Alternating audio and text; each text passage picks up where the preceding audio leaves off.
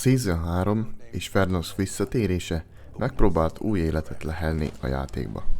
Sok korábbi játékos visszatérét is eredményezte az új map öröme.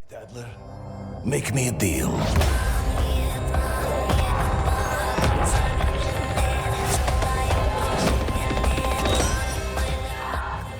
A season hosszú volt, és nem hiszem, hogy teljes mértékben megfelelt a fanbase elvárásainak, hiszen a remek start után a statisztikák megint csak csökkenő játékos számot mutattak.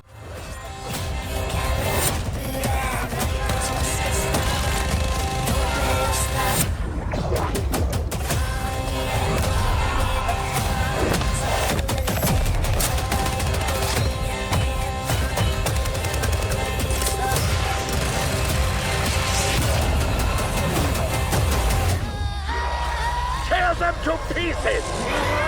Keep your heads on a gimbal for grief songs. Get them before they get you. Come on, big fella. Let's paint the town red. No! Their team is falling apart!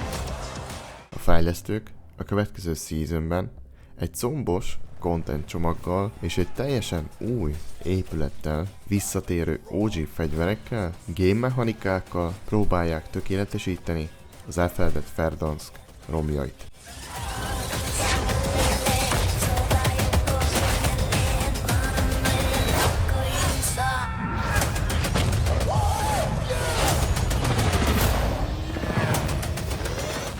Tartsatok velem, skacok, és nézzük meg együtt, hogy mit is hoz a Call of Duty Black Ops 6 és a Warzone legújabb seasonje, a Season 4. Hello! Szevasztok, srácok és lányok, én Stifid vagyok, és ez itt az éjszakai műszak mai kiadása videó formájában. Hatalmas szeretettel üdvözlök mindenkit a videóban, skacok, srácok és lányok. A mai videóban, ahogy már megszokhattátok, minden season elején hozom nektek a season összefoglaló sztorit, tehát ez már egy pár napja kim van, 6-7-8 napja kim van ez a sztori, kim van a trailer, de mindig összeszokom szedni nektek egy nagy csoportba, magyarul elmagyarázva, esetleg egy-két extra infóval is, amit még hozzá tudok szedni, hogy mi is várható multiplayerben, mi is várható zombiesban, és mi is várható Warzone-ban, addig, amíg történik a update-et, mert nagyon jól tudjuk, hogy ma van ugye a start 29-én, de általában mindig rá kell tölteni valamit, tehát este 6-kor biztos, hogy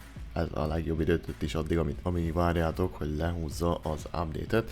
Szóval skacok, a mai videó kicsit hosszabb lesz, ugyanúgy, ahogy már ezt is megszokhattátok, videó leírásban itt vannak a timestampok, akit a multi érdekel, az kiválaszthassa a multit, akinek új fegyverek érdekelnek, új fegyvereket kiválaszthassa, minden ott van a videó leírásban, választjátok ki, ami érdekel, de annak fog örülni, ha megnézitek az egész videót. Emellett skacok, a hétvégén biztos, hogy leszek live-ban, péntek vagy szombat, késő esténként, videó leírásban itt van a Twitch és a TikTok link is, mert egyszerre szokott menni a live. Szóval skacok, ennyi a sztori, remélem tetszik a videó, hogyha igen, akkor dobjatok rá egy lájkot, hogyha nem, akkor meg egy dislike-ot. És srácok, ne felejtjétek el, hogy még nagyon sokan nem vagyok feliratkozva a csatornára, úgyhogy csapjatok oda a subscribe gombnak is, ha nem szeretnétek lemaradni a következő Slimfit Guy tartalmakról sem. Ennyi a sztori, én Slimfit voltam, Tali a következőben, lehetek jó. Megyünk is rá, srácok, első fő témakörünk igazából a multiplayer, és amellett is a multiplayer mapok. Megyünk és végignézzük, hogy mégis milyen mapokra számíthatunk multiban. 5 mapot hoz igazából magával jelenleg a Black Ops Season 4-es sztoria. És lesznek, amelyik már launchnál játszható, és lesz, amelyik csak mid-seasonben érkező első sztorink, ami már Shutdown néven érkezik hozzánk, és már launchnál bent lesz. Az igazából ez a Shutdown map, ami egy olyan vízi erőmű akar lenni. Itt lejjebb írja is a háttérsztorit, amúgy, hogy mielőtt Stitchet kihozna Adler és a csapat, először el kell mennie a vízi erőműhő, hogy a Black Site-on a power, tehát az energiát ki tudják kapcsolni, tehát Icelandes vízi erőműnél fogunk harcolni ezen a mappon. 6v6 small sized core játékmódokat kapunk hozzá. A core játékmódokat így elején elmondom ennek a szekciónak, hogy aki nem tudná, a core játékmódok azok a Team Deathmatch, Kill Confirm, Domination, ezek alapjátékmódok, amik mindegyik Call of Duty-ba benne voltak. Következő mapunk, srácok, a Fugitive, szintén launch-nál bent lesz, medium size mapról van szó, szintén core játékmódokban, 6v6 a játékos száma. Itt már láthatjátok is, hogy vannak ilyen prison cellek, vannak ilyen prizonos autók, szóval egész egy prison maga, tehát ez a börtön, ahol igazából Stitch-et a CIA fogva tartja. Tehát, ahogy láthatjátok, a mapok buildernek egymás hegyé, ami a sztorit illeti. Nem tudom, hogy ez már volt-e, vagy eddig csak én nem realizáltam, de most eléggé tetszik, hogy ezt így építették föl. Mivel a következő mapunk, srácok, az a Blitz nevezetű map, és lássátok, szintén vannak ilyen harckocsik, és szintén a sztori az, hogy amikor megy a erősítés, akkor megtámadják őket a úton, hogy ugye besegítsenek a prisonnál, de megtámadják őket a úton, és aztán itt fajtolják le. Szóval ez is szintén hozzá tartozik igazából a sztorihoz, és itt két részes a map, már a híd alatt is, és a híd fölött is tudunk fajtolni. A Blitz is bent lesz launch-ra, small side, de itt már 6v6 2v2 Strike playlistről beszélünk.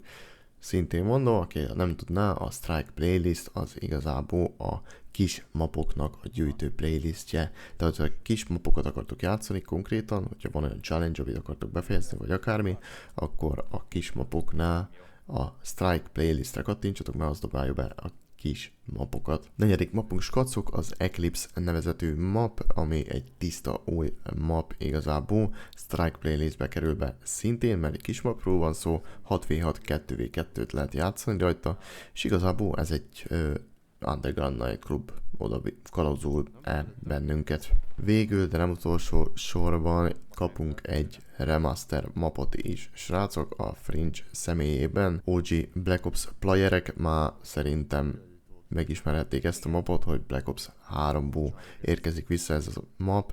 Medium sized mapról van szó, 6v6 core játékmódokban. Kíváncsi leszek, hogy sikerült retusálni ezt a mapot. Megyünk is tovább, srácok, a játékmódokra, a multiplayer játékmódok. Kettő ilyen fő játékmódot hoz magából a multiplayer, ami úgymond újnak számítható. Egyik a Team Elimination, a másik pedig a One in the Chamber, de akkor nézzük meg, hogy melyik is mit jelent. A Team Elimination az igazából egy Kill Confirmeden alapuló sztori akar lenni, tehát vannak dogtegek, ugyanúgy két csapat megy egymás ellen, és ugyanúgy az a lényeg, hogy melyik csapat marad meg a legtovább, de viszont annyi a különbség, hogy ha meghalsz, eldobod a dogteget, és ez round base, tehát a csapattársaid még föl tudnak téged éleszteni abba a körbe, abba a bizonyos körbe. Azt hiszem, hogy most a mostani MV2-ben is volt talán ilyen mód, hogyha jól emlékszek, de lehet, hogy rosszul emlékszek, javítsatok ki, hogyha így van. Van kis játékmód, még annyi, hogy a dogtegeket biztos, hogy megéri szedni, mert extra pontokat kapsz érte, és sokkal gyorsabban föl tudod majd pumpálni magad score streakekbe. És a második játékmód, amit már az előbb említettem, a One in the Chamber, ami mid-seasonben érkezik.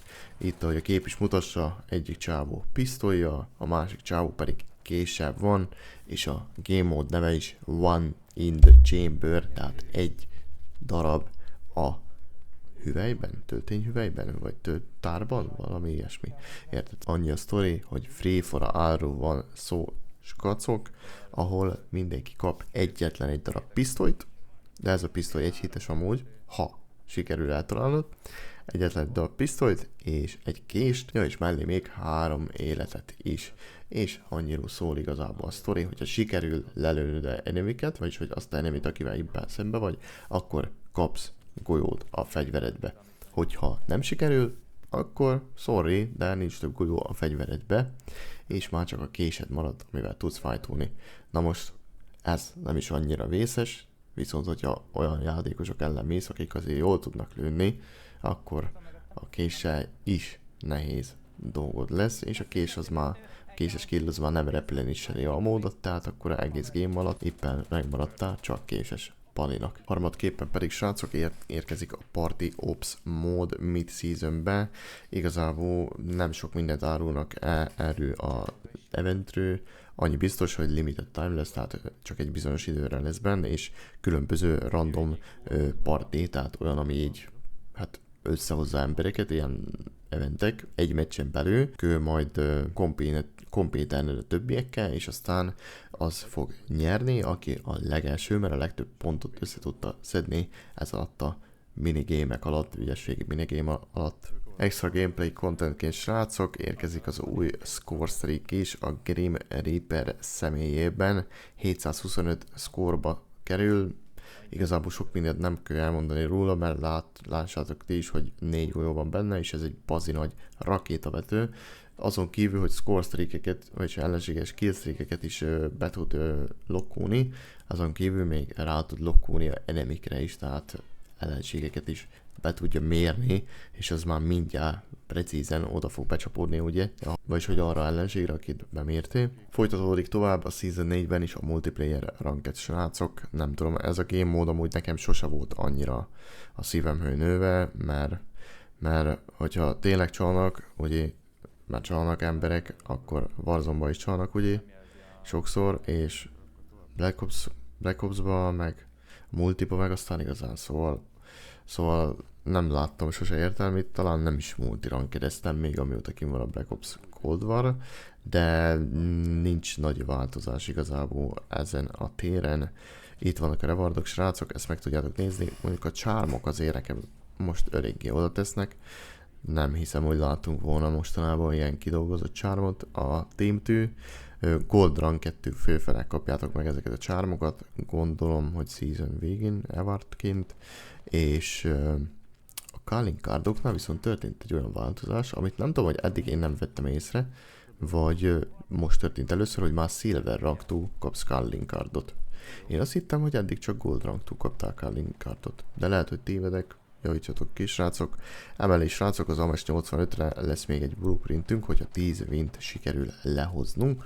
Hogyha 100 wint sikerül lehoznunk, akkor pedig ezzel a ragasztóval tudjuk majd díszíteni a fegyverünket, és flexelni, hogy nekünk volt 100 winünk multi rankedbe. Menjünk tovább, srácok, a Zombies contentre, mégis hogyan néz ki a Zombies content most. Ahogy elolvastam a patch notes-t, úgy voltam vele, hogy wow, so many Zombies content, milyen jó, már mindjárt season elején, ez hihetetlen. És el kell, hogy szomorítsalak benneteket, mert a patch notes nem lényegesen arról szól, hogy mennyi a új content a Zombiesba, hanem a fő sztoriról szól, amit látottatok a trailerbe is, és itt is van a képen az a két csapat versengése arról, hogy ki is lesz igazából a GOAT most a Zombiesban, és ez nem más, mint a új játékmód, a Grief nevezetű játékmód, tehát a Griefről van egy bazi nagy combos szöveg írva a patch notes-ba, nem a új contentről, hanem a Griefről, ez is új content, de értitek, hogy mondtam, szóval ezt fogjuk most kivesézni, elmondok nektek, hogy minden igazából újdonságot róla, vagy minden feature-t, amit tudni kell. Attól függetlenül, hogy szerintem így egész, hogy nem sok új content, attól függetlenül a Grief maga szerintem egy jó kis fun játékmód lehet. Akkor menjünk is rá, srácok, hogy mégis mi is az a Grief. A Grief nevezetű játékmód magából nevéből is majd adódik, ezt majd el fogom magyarázni, hogy mégis miért és mi az a Grief. Igazából ez egy 4v4 játékmód Zombiesban, ahol két különböző csapat játszik egymás mellett. Ezeken a mapokon Liberty Falls, Terminus, Citadel Les Morts, The Tom és Shattered Vale vannak különböző arénák ezeken a mapokon, maprészeken, amikben fogjátok játszani ezt a sztorit, és lesznek különböző control pointok is, tehát úgy, mint a hardpointnál, amiket el kell majd foglalnotok. Viszont annyi a sztori benne, hogy amúgy azt nem értem, hogy ezt miért nem tették bele. Majd kiderül úgyis, hogyha játszani fogjuk, hogy miért nem tették bele azt, hogy egymást is tudjuk lőni, mert egymást képzeljétek el, hogy nem fogjátok tudni lőni az ellenséges csapattal, hanem itt zombikra kell koncentrálni, mert baszi nagy horda zombik fognak jönni ellenetek, és lesz több objektív is, amit közben kell majd teljesítenetek, de a fő objektíva az, hogy tehát griefeljétek, a grief angol szó, és a griefelés az igazából egy olyan sztorit jelent, hogy megpróbálod mások a játékát tönkretenni, vagy mások a játékát akadályozni, vagy szórakozását akadályozni.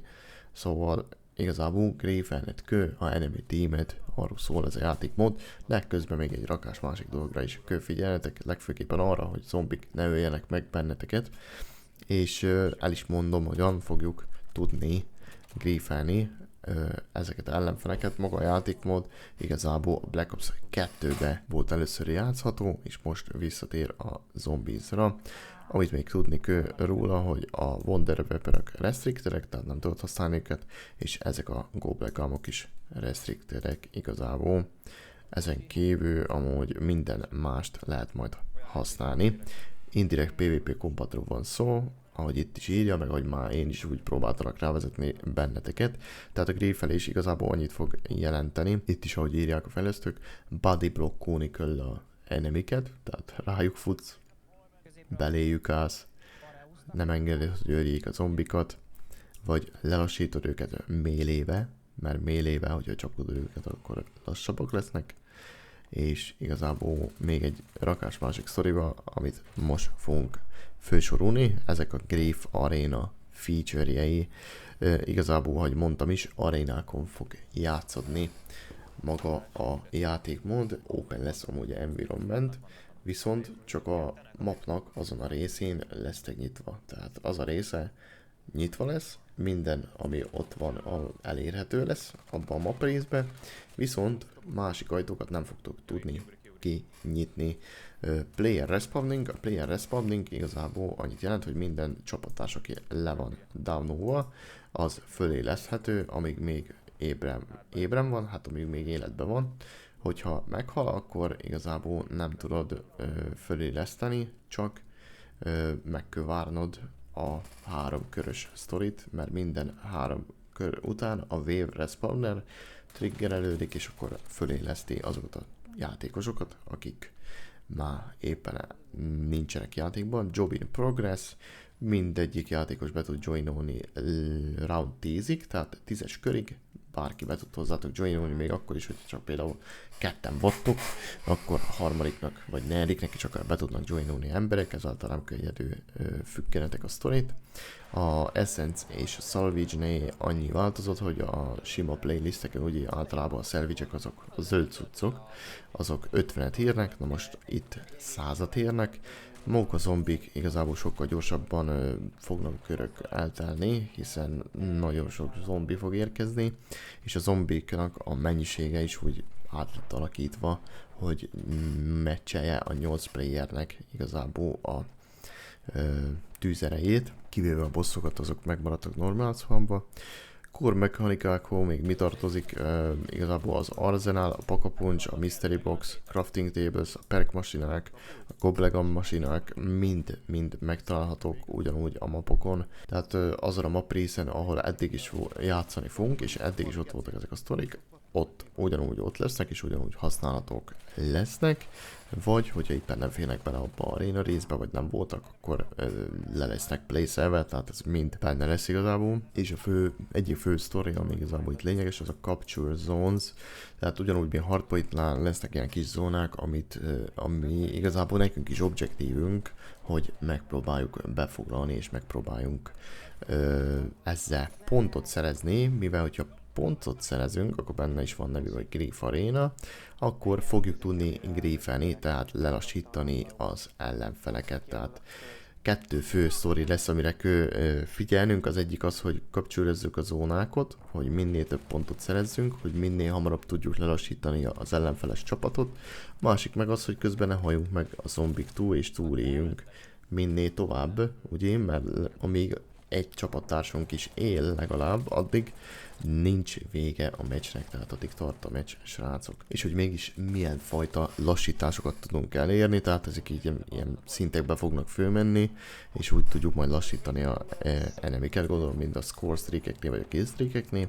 Igazából első az a weapon nerf, ami annyit tesz, hogy a ellenfeles teamnek a fegyverei sokkal kevesebb damage-et fognak a zombikra mérni, ami azért merőben megnehezíti a sztorit nekik. A Modrain második, ez a timer aktív, akkor a ellenséges csapatnak a fegyvereiből folyamatosan fogy a golyó, tehát folyamatosan fogy a golyó, még azokban a fegyverekből is, amik éppen nincsenek a kezükbe. Zombie ambush, ez ráküld igazából egy elit zombit a ellenfeles csapatra, ami addig aktív, amíg a timer le nem megy, vagy meg nem ölik elit zombit, vagy sajnos meg nem hal a enemy team, ugye. Weapon carousel, ellenséges playerek fegyverei random lesznek váltogatva x másodpercenként. Ez is érdekes, éppen lőni akarsz, a fegyvert vált a karaktered. Frozen, a Frozen pedig egyszerű, igazából benne is van a nevében, egy kicsit lefagyasztja a karaktereket, és ezzel meglassítja a mozgási sebességüket. Kapunk új Dark Ops challenge-eket is, srácok, itt írják, és igazából ezek konkrétan majd erre a új Grief módra lesznek építve, tehát az új Grief módhoz is jönnek challenge-ek, hogyha valaki szereti a challenge-eket kibekkelni. Lesznek limited time módjaink is, srácok. Első kép a Starting Room nevezetű limited time mód, ami mid-seasonben érkezik, és ahogy benne van a nevében is, Starting Room, tehát az első place mindegyik mapon, ami van, ahol kezdesz. Igazából ott fogsz ragadni, és csak azt használhatod, amit ott van éppen azon a map részen. Viszont a körök meg egyre nehezebbek, és egyre több zombi fog jönni, tehát a Starting Roomba az a lényeg, hogy minél tovább túléljél, és csak a starting zónába lesző. Második, ami mid-seasonben érkezik, az igazából az Abomination Challenge, ami Liberty Falls-nak egy kicsit ilyen átverziózott mapjára vezet minket, és ahogy a nevében is benne van, egy ultra bossot kell levágni, az Abomination-t. Új gameplay content a Zombiesban, és a Goblegamok maguk, srácok. Kapunk egy új ammo modot Zombiesba, ez a Shatter Blast nevezetű ammo mod. Szerintem láthattok is, hogy becsapódáskor robbanásokat idéznek elő ezek a golyók.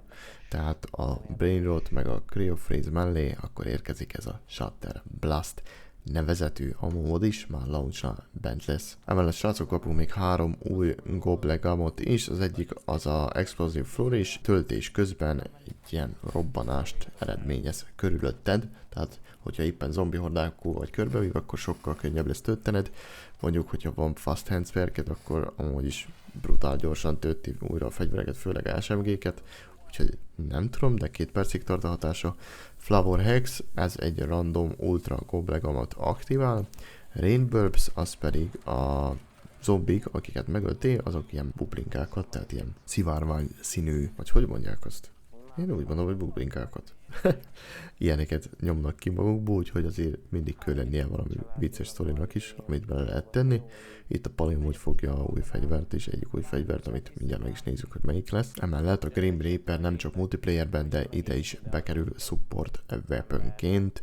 Event Rewarból lehet majd kihúzni a Rivals Event Rewarból. Megyünk rá a free-to-play részre magára, srácok, és Verdanskra, arra, hogy mivel is készültek most nekünk a fejlesztők. Ahogy a trailerbe is láthattátok, igazából az új épület köré került a hangsúly, most ennek a Season 4-es update-nek a hangsúlya, és ez nem más, mint az Overlook nevezetű épület, ami Verdanskban található meg, downtownban, és igazából a Burger Town és az SKN Com Center helyére épülő félben lévő skyscraper, tehát felhőkarcolóról van szó. Itt a weboldalon amúgy megtalálhatok több infót is róla, de én magamnak se akarom úgy lelőni a poént, nem még hogy nektek, szóval aki akarja, az megnézheti itt a weboldalon. Annyi biztos, hogy 3 poéja lesz, az első poé, tehát 3 rész magában lesz az épületben. Itt is van az első rész, igazából az a lobby és az entrance, tehát itt lesz a belépés, hogyha éppen nem föntről droppolsz ebbe. A második ez középtájt lesz, az interiorban az atrium és a skydeck, és a harmadik pedig, srácok, az maga a penthouse és a rooftop, tehát ez a felső része az épületnek a tetővel és a penthouse-szal egybekötve. És az is biztos, hogy ez a 2 daru, ezt az így lelövöm, ez a két daru, ez mozgatható lesz. Tehát, ha bekapcsoltak egy kompjútert, akkor ezek a daruk, a két daru, ami ott van épület körül, az mozgatható lesz. De mondom, aki el szeretné olvasni, meg szeretné nézni, az lessen rá magára a sztorira. És most megyünk az érdekesebb részre, igazából a Season 4 játékmódjaira is, hogy mégis milyen játékmódokat hoz a Season 4.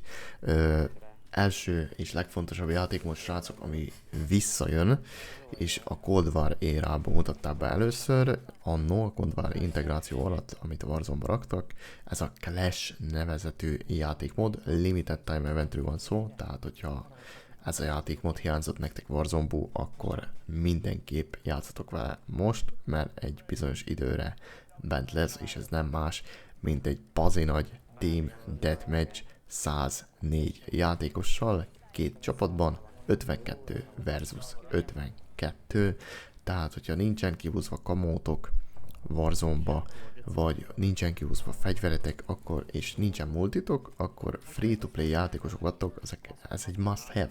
Ez egy must-have, akkor ezt muszáj játszhatok, ezt a játékmódot. A játékmód maga annyi lesz, hogy Verdansk bizonyos részein fog minket a játék engedni játszani, ez minden körbe ugye változik majd, és ott nyomhatunk Team Deathmatch-et. Második, srácok, az a Havoc Royale, ami szintén limited time-ba lesz bent, és ez igazából egy Resurgence-like story akar lenni, ami egy kicsit meg van spékelve azért, mivel Verdanskon játszódik, már a loadoutot dropolhatsz be, 44 játékos lesz összesen, tehát 11 quads csapat tud bejoinolni erre a játékra.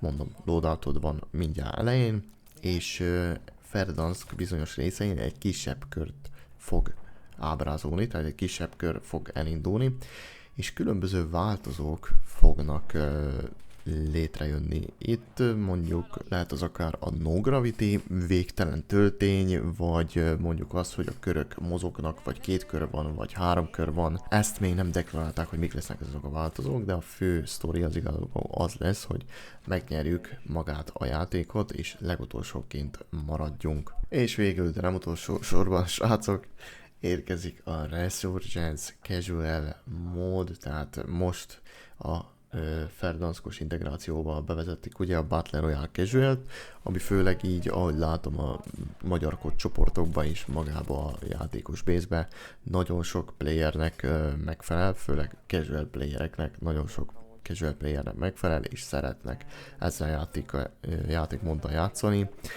Most ugyanaz érkezik akkor Resuba is, egy-két változtatású, mert ugye ahogy a Battle Royale Casual-be se számítódnak ezek kill statisztikába, vagy akár win statisztikába, itt ugyanúgy nem fognak számítani. Igazából XP-t nagyon jó gyűjteni, hogyha XP-t akartok gyűjteni, akkor ezen a játékmódon lehet, fegyvert is lehet húzni, mert kontraktok is vannak, és még mellé lehet fegyverkamót is húzni, mert a botok is beszámítódnak fegyverkamóba, úgyhogy ez egy ilyen kicsi gyengítés azoknak a playereknek, akik nem akarnak feszülni, mondjuk plunderba killezni, és itt meg tudják easybe csinálni a Warzone kamót, amelyik éppen tetszik nekik. 44 játékos lesz, tehát 11 csapat, de ebben lesznek játékosok és botok is. Utolsó játékmódunk, ami mikor ezt a szekciót elolvastam, kicsit úgy, hát nem is tudom, mit hagyott bennem.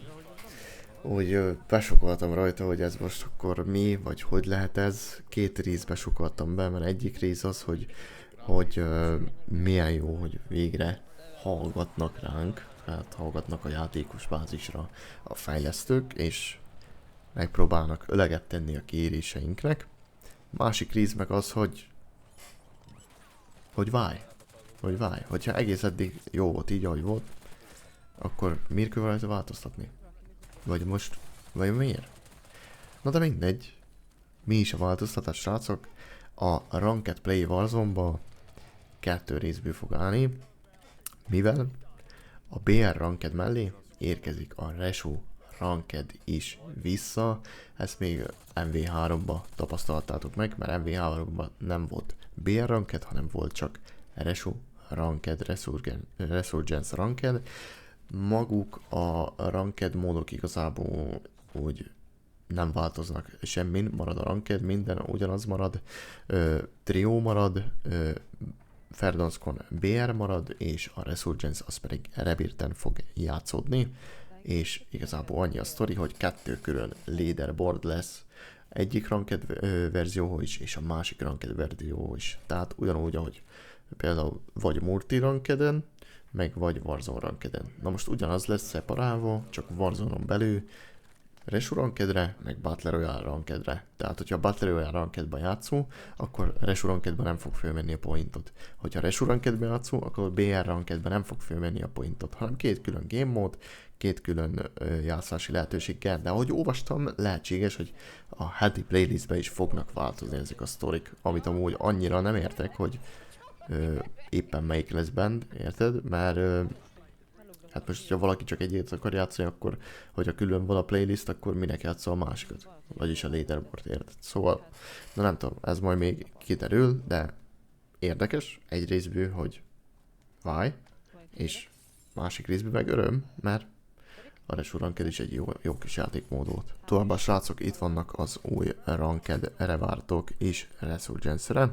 Kapunk egy weapon blueprintet, egy charmot, egy stickert, egy fasz a kis kamót, nem tudom, hogy miért ilyen westernesben nyomják, de most ilyen westernes sztoriba nyomják a Warzone Rankednek a cuccait, és Silver tű fölfele pedig ezeket az emblemeket lehet behúzni majd. Új gameplay feature-ök srácok, igazából a Clash Mode bevezetésével kapunk egy-két új feature-t. Első és legfontosabb, hogy kapunk egy új kontraktot, a Search and Destroy néven, amik aztán ugye ezek a contentek bekerülnek továbbá a Battle Royale-ba, a Resu-ba és Plunderbe is, de először a Clash játékmódban lesznek majd játszhatóak. A Search and Destroy az valószínű, egy olyan sztorit akar, ahol meg kell találni magát, azt a pontot, amit fel kell robbantani, és meg kell semmisíteni. Kapunk egy új field upgrade-et is, itt látni is, ez a Door Barricade nevezetű field upgrade, amit ha rátesző ajtóra, akkor nem fogják tudni se nyitni, se csukni azt a bizonyos ajtót kívülről, vagy belülről. És a Hand Cannon is bekerül killstreakként. Még egy új killstreak érkezik, a Care Package. A Care Package, hát ez OG kodosok tudják, hogy a Care Package az Care Package. Lehet benne extra loot, lehet benne specialist perk, és lehet benne akár még bármilyen másfajta killstreak is. UAV, Preci vagy Mortál. Kapunk egy új perket is, a Loot Master nevezetű perket, ami mid-seasonben érkezik majd, és igazából a Loot Master először, vagyis hogy főképpen Resu-ban és Plunderben lesz elérhető. Hogyha fölveszitek ezt a perket pluszba, akkor igazából a dobozokból, amit nyitogattok, tehát ládából extra loot fog esni, 2-szer annyi lootról is van szó, 2-szer annyi lóvéval, 2-szer annyi fegyverrel, szerffel, akármivel, és igazából így sokkal hamarabb föl tudtok majd szerelkezni ezekbe a játékmódokba. Emellett a ATV-re is kapunk egy új verziót, ez a Polaris Sportsman XP1000, amit állítólag sokkal stabilabb vezetni, mint a jelenlegi ATV-t, tehát quadot. Megyünk is rá, srácok, az új fegyverekre. Első és legfő sztori az egy visszatérő fegyver lesz, és ez nem más, mint az LC-10. Black Ops Cold Warból ismerhetitek ezt a fegyvert, ez egy SMG, és a Battle Pass harmadik oldalán tudjátok majd kihúzni. És hogyha már visszatérő fegyvereknél vagyunk, akkor, hogy említettem a videó elején is, hogy másodlagosan érkezik még egy új fegyver, az FFAR. Egy FFAR-t szintén a Cold War-os érából ismerhetitek, ami egy nagyon stabil kis ára volt. Nem legfőképp arról volt híres, hogy messzire tudod beamelni, viszont nagyon-nagyon-nagyon jó kis sniper support assault riflét tudhattunk magunknak, és a Battle Pass 6. részé oldalán fogjátok majd tudni feloldani ezt a fegyvert. Kapunk egy új Marksman riflét is, amit Event Rewardból lehet majd kihozni, ez az Essex Model 07, és egy új speciál weapon is érkezik Olympia névvel, magából a Black Ops 3-ból van ez a fegyver, és ez egy shotgun, egy double barrel shotgun, és ha még nem lenne elég ez a sok fegyver, akkor kapunk egy Pickaxe névvel ellátott Minecraftos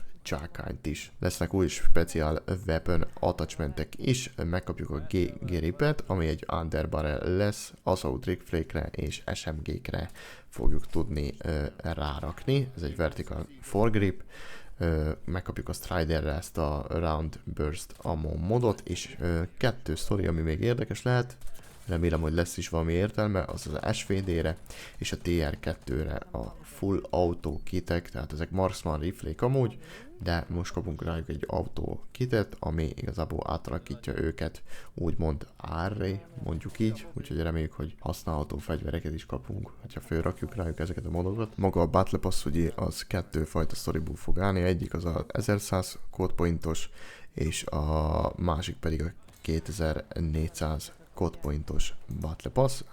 Igazából ezek a fő operátorok, Adler és Stitch, akik benne lesznek a Battle Pass-ba, és minden más úgy megmaradtam, ahogy szokott lenni, 110 unlockable content van benne, és 1100 codepointot vissza is tudunk farmolni. Ezt a Battle Pass-t megvesszük, tehát amennyit belefetszítünk, annyit vissza is fogunk tudni farmolni.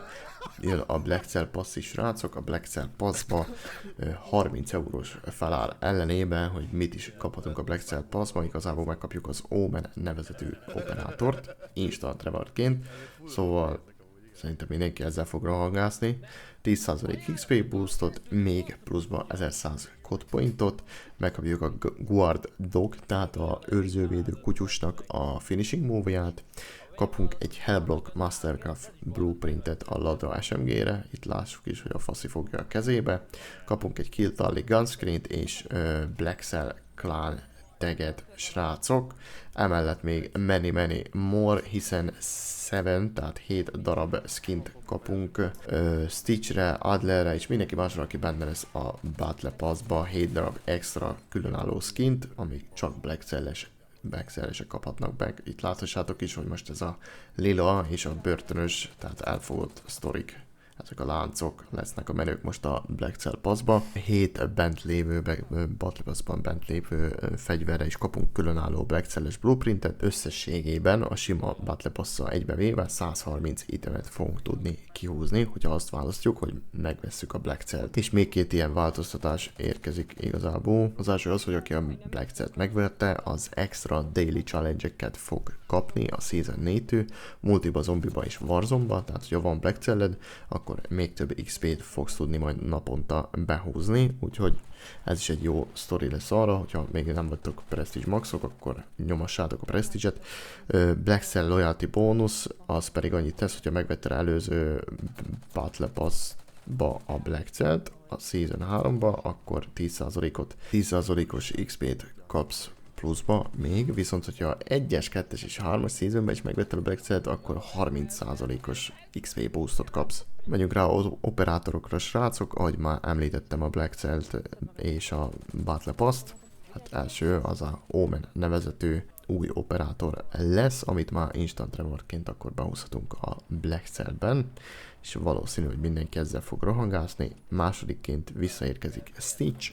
Stitch volt a fő boss még annó Cold War-ba, hogyha emlékeztek rá, ez a skin biztos ismerős lehet, 4 darab skint kapunk rá, 2, gondolom ezt meg ezt kapjuk a sima Battle Pass-hoz, és a másik 2 pedig a Black Cell-es Battle Pass-hoz. Még aki bejön, az a Ballerina, de ő csak store bundleként lesz bent igazából, tehát új operátorok nagyon nem lesznek, itt most főleg arra koncentráltok, hogy a meglévő operátorokat kicsit kozmetikázzák. Season 4-ben lesznek eventek is, srácok, június 5-től június 12-ig lesz a Ballerina event, ez nem más, mint a John Wick event, ahogy láthattátok is, hogy most ki lehet majd húzni bele a John Wicket, vagy nem lehet, itt arról nem ír semmit, szerintem minden más csak rumor, és nem biztos, mert itt csak amúgy annyit írnak, hogy a Reward az a SX Model 7-es Marksman Rifle lesz, és Ballerina tematikájú Nunchaku Melee Blueprint, az pedig a Black Cell ownereknek lesz még pluszba. XP-t kell gyűjteni, és 10 rewardot fogunk tudni behúzni. Második event a Rivals nevezetű event lesz, június 12-től június 26-ig, skacok, 15 eventet fogunk tudni behúzni igazából. Szintén XP-t kell majd gyűjtenünk a különböző játékmódokon keresztül, és itt tudjuk majd behúzni a Strider 22-re a 3 burst-ös modot. És végül skacok, a utolsó 2 eventünk az a King of the Dead és a Master of Grief június 26-tól július 3-ig, és július 10-től július 17-ig. Ez már csak a zombiról fog szólni, tehát itt zombies eventekről van szó, ahol különféle zombi tematikájú rewardokat húzhatok be, és magába a zombizba teljesíteni majd igazából különféle challenge-eket. Úgyhogy szerintem itt majd várható vagy egy zombiz, vagy egy multiplayer free weekend, vagy lehet, hogy ez csak megmarad, limitált csak zombisoknak, eventnek. Új sztóró feringek, srácok, egy kicsit kicsit karcsú a sztori, ez a ballerina lesz bent, a John Wick-es eventből nem olyan nagy verzió, meg ezt a skint tették be, Smoke Reactive Ultra Skin, és aztán még ez a 3-ról van szó, de mondom, nem sok minden, a Kecske Snoop Dogg-tól kezdve, hát na, ez nem sok minden, komolyan. Általában itt szokott lenni 4 skin, minimum. Jó, amúgy attól függetlenül szoktam még más skineket is berakni. Mondjuk az nem tudom, hogy lehet, hogy előző skinek, előző seasonokből, de nagyon sok skin van mindig a sztoriba. Na hát röviden tömörös srácok, ennyi is volt a sztori. Remélem, hogy mindenkinek tudtam segíteni, és remélem, hogy minden információt sikeresen átadni nektek. Black Ops 6-tal kapcsolatban még annyit tudok mondani, hogy ha van Game Passotok, akkor ki tudjátok próbálni, mert ingyenes a Game Passba, Xbox Game Passba, Microsoft Game Passba. Hogyha meg nincs, akkor megvenni szerintem fölösleges, inkább próbáljátok ki Xbox vagy PC Game Passon. Hát valamelyik csak van otthon, úgyhogy utána el tudjátok dönteni, hogy van értelme, vagy nincs értelme. De szerintem ezzel, hogy 15 euróért más játékokat is kapsz havonta, azt hiszem 15 euró vagy 20 euró vagy Xbox Ultimate, kodozni is kodozhatsz akármennyit, szóval szerintem ennek van a legtöbb értelme, úgyhogy én egy részben örülök ennek a passznak, mondjuk ettől függetlenül én a Battle.net-es verziót vettem meg, mert a Battle.net-es verzió nekem mindig üt, és sose volt vele semmi problémám, de ezt rátok bízom, már rátok hagyom, srácok, kívánok nektek sok-sok killt, sok-sok wint az új seasonre, a season 4-re, legyetek jók, szevasztok!